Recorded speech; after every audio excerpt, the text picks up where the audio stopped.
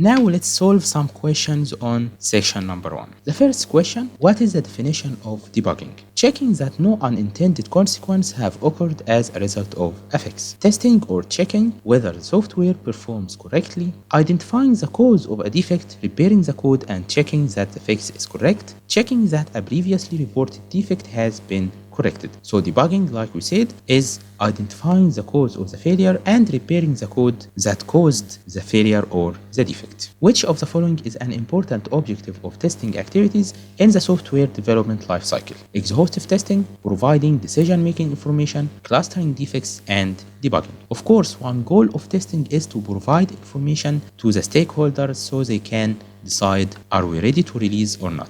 Exhaustive testing and defect clustering are two of the 7 principles of testing that we will explain later. When test cases are designed early in the life cycle, verifying the test bases via the test design, which common test objective is being achieved. What does that mean? Test cases are the things that we are testing. So for example, we are testing the login. We will log in with a valid user and a valid password. The steps are, we open the website, we write the email, in the email field we write the password and we click login.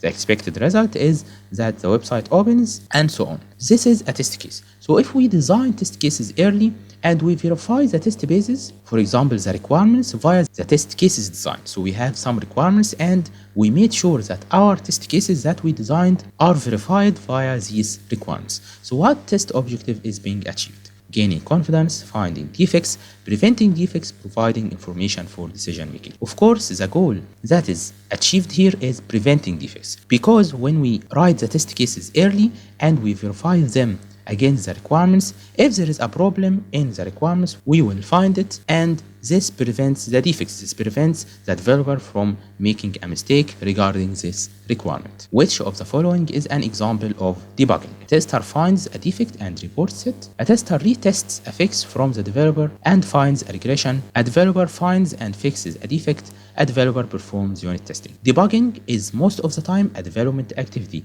so the answer will be a developer. But is it a developer finds and fixes a defect or a developer performs unit testing? Of course, it is a developer finds and fixes a defect, because unit testing is type of testing. This is not debugging, but fixing defects is considered as debugging. Which of the following is an example of a defect that causes harm? This means that the person who uses this software may get injured because of this defect. A usability defect that results in user dissatisfaction. A defect that causes slow response time when running reports. A defect that causes raw sewage to be dumped into the ocean. A regression defect that causes the desktop window to display in green. So the defects that causes harm is dumping the raw sewage into the ocean. All of the other defects may make the user dissatisfied. He may not use the software again, but he will not be harmed because of these defects. Which of the following statements is the most valid goal for a test team? Determine whether enough component testing was executed. Cause as many failures as possible